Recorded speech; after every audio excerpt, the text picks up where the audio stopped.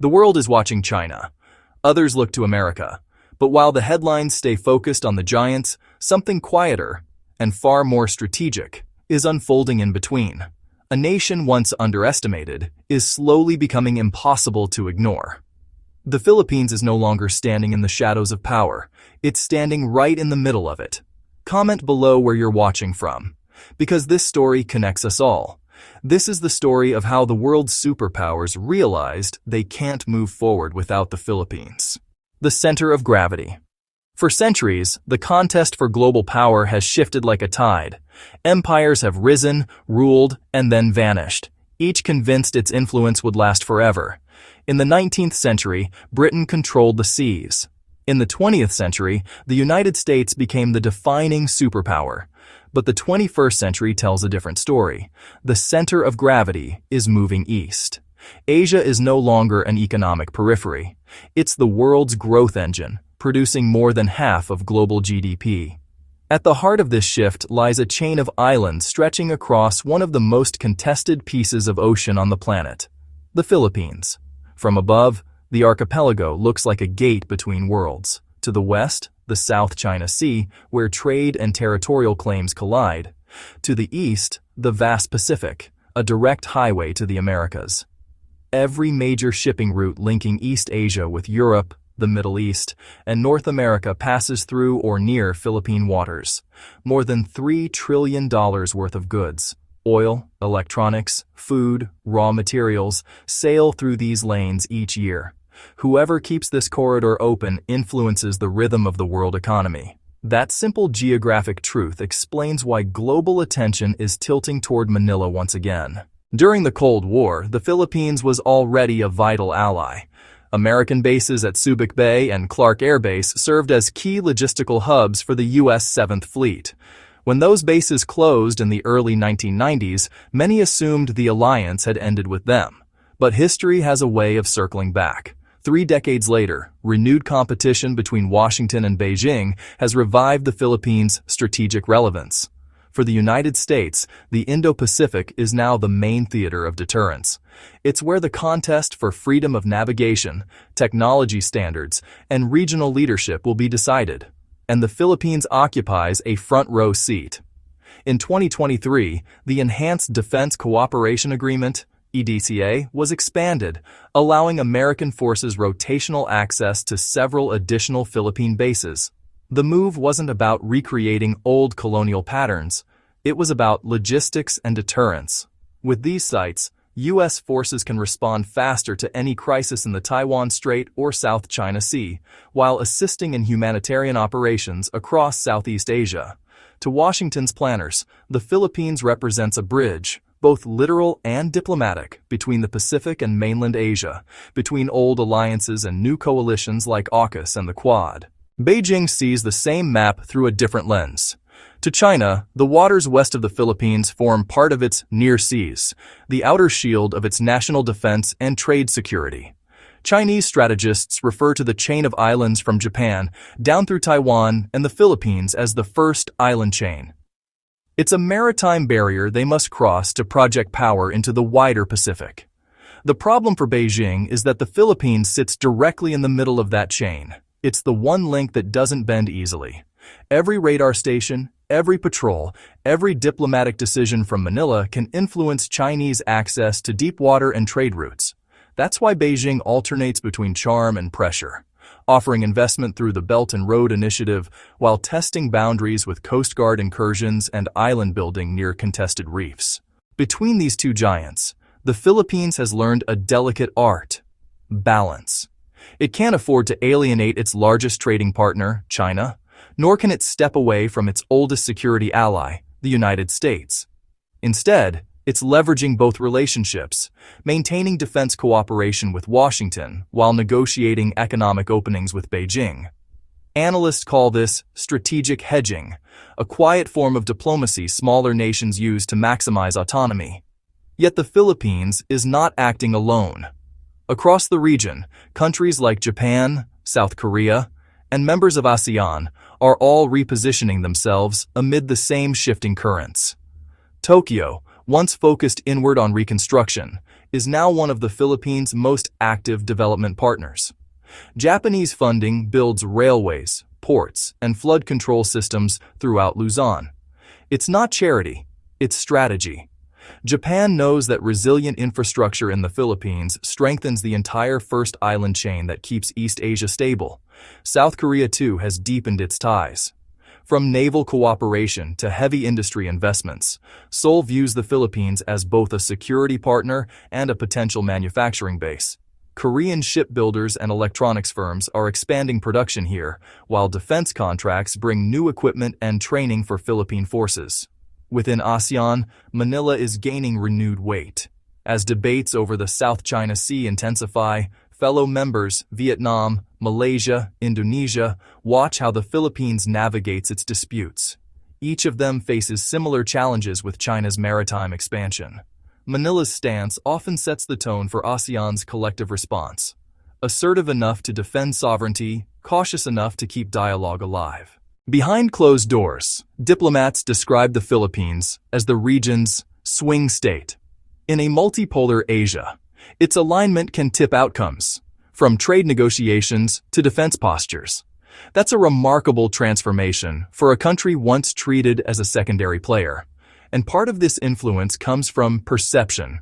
When international observers see the Philippines modernizing its military, reforming its economy, and asserting its maritime rights through legal means, it sends a message. Stability is possible without aggression. That credibility gives Manila diplomatic capital far beyond its size. Meanwhile, superpowers compete not only through navies and bases, but also through infrastructure and investment. China's Belt and Road Initiative has poured billions into ports and energy projects across Asia. Japan counters with its Partnership for Quality Infrastructure. The U.S. and its allies respond with the Build Back Better World and PGII frameworks.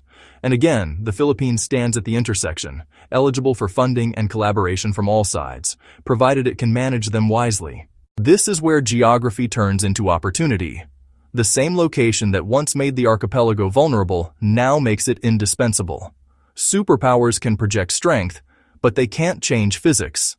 Every shipping lane, every fiber optic cable, every air route across East and Southeast Asia still crosses the Philippine sphere. To ignore it would be to ignore the map itself. That is why strategists in Washington, Beijing, Tokyo, and Seoul keep one eye fixed on Manila's choices. Every defense agreement, every infrastructure deal, every stance in ASEAN meetings sends ripples through boardrooms and ministries worldwide. The Philippines is no longer just reacting to global power, it's shaping the space in which that power operates. While the outside world measures the Philippines by its alliances, the real transformation begins at home. Economic and political reforms over the past decade have turned what was once labeled the sick man of Asia into one of the region's most resilient markets. Average GDP growth has stayed near 6% for much of the last 10 years, interrupted only by the pandemic and then rebounding faster than expected. That consistency matters. Investors value predictability more than raw speed. In Metro Manila, cranes trace the skyline again, expressways link what were once distant provinces.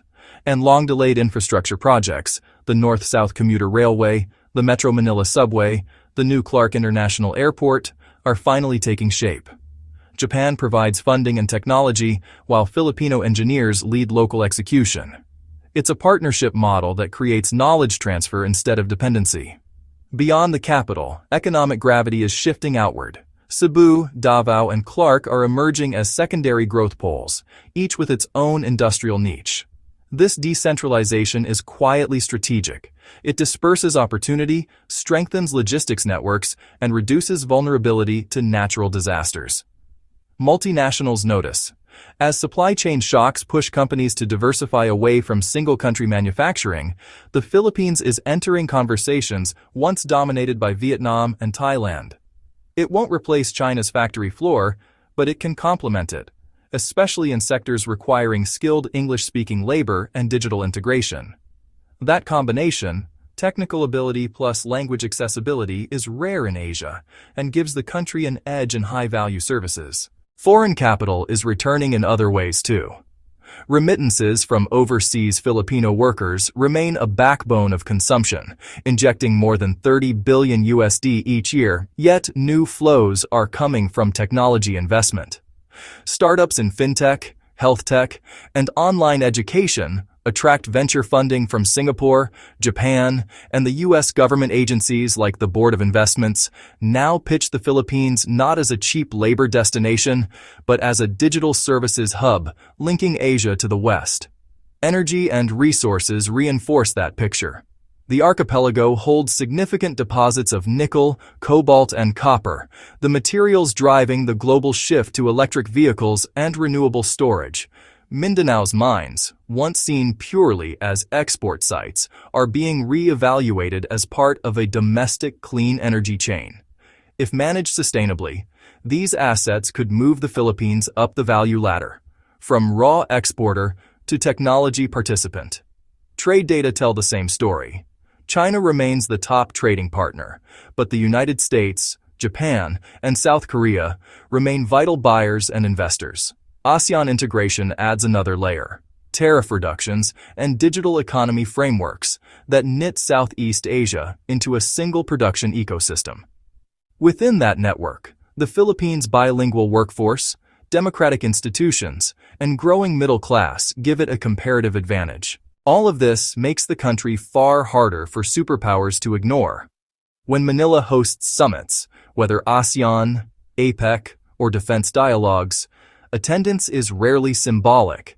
Every major power sends senior officials because decisions made here ripple through multiple arenas: maritime security, supply chains, climate adaptation, migration, and digital governance. Observers sometimes underestimate how deeply the Philippines' global diaspora amplifies this influence.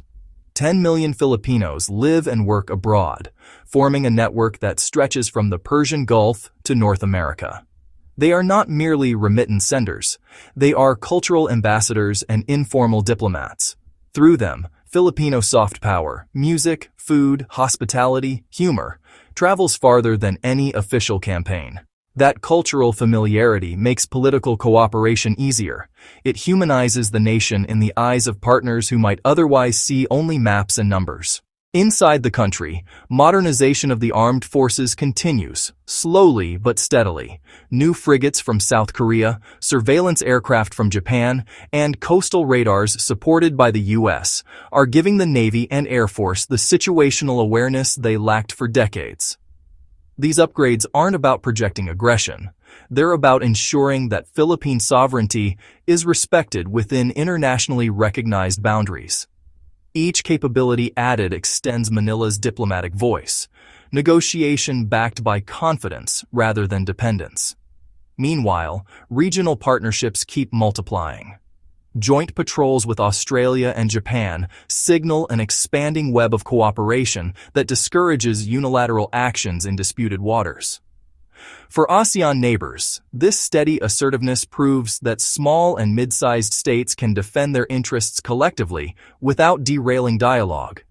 It's diplomacy through presence, quiet, visible, and consistent. The shift in perception is striking. 20 years ago, analysts spoke of the Philippines mostly in terms of migration, corruption, and vulnerability. Today, they discuss logistics corridors, semiconductor assembly, digital finance, and defense modernization. The narrative is changing from problem to potential. That transformation didn't happen overnight. It's the product of decades of persistence. Each administration, regardless of ideology, kept a core commitment to democratic continuity. That stability, imperfect as it may be, sets the Philippines apart in a region where political upheavals often disrupt progress. Investors read that as long-term reliability. At the same time, the country's youth bulge ensures momentum. With a median age around 25, the Philippines has one of Asia's youngest populations. It's a demographic advantage many advanced economies can only envy. Education reforms are still uneven, but the sheer volume of digital native talent entering the workforce guarantees adaptation. This human factor, creative, multilingual, and globally connected, anchors the Philippines' relevance more firmly than any treaty or base. Put together, these layers, Geography, alliances, economy, demography form a strategic reality. The Philippines is no longer the periphery. It's the connective tissue of Asia's 21st century map. For Washington, it's an ally and access point. For Beijing, a neighbor and obstacle. For Tokyo and Seoul, a partner and market. And for ASEAN, a fellow member proving that independence doesn't mean isolation. When analysts say the world's superpowers can't ignore the Philippines, they're not talking about sentiment. They're talking about necessity. Energy routes, trade flows, labor migration, cybersecurity, disaster relief. Every global issue touching Asia passes through Philippine space in one way or another. That's why embassies are expanding, defense attachés are multiplying, and think tanks are publishing paper after paper about the archipelago's role in the new Indo-Pacific order. They're all trying to answer the same question. How do you engage a nation that sits at the crossroads of everything and belongs entirely to no one's sphere of control? The answer is still unfolding. But one thing is clear. The era of overlooking the Philippines is over. The challenge for every power, from the US to China, from Japan to South Korea, is no longer whether to pay attention, but how to keep up. Because in this new Asian century, influence doesn't flow only from armies or markets. It flows through connection, adaptability, and trust. And on those fronts, the Philippines is quietly, steadily, defining the standard.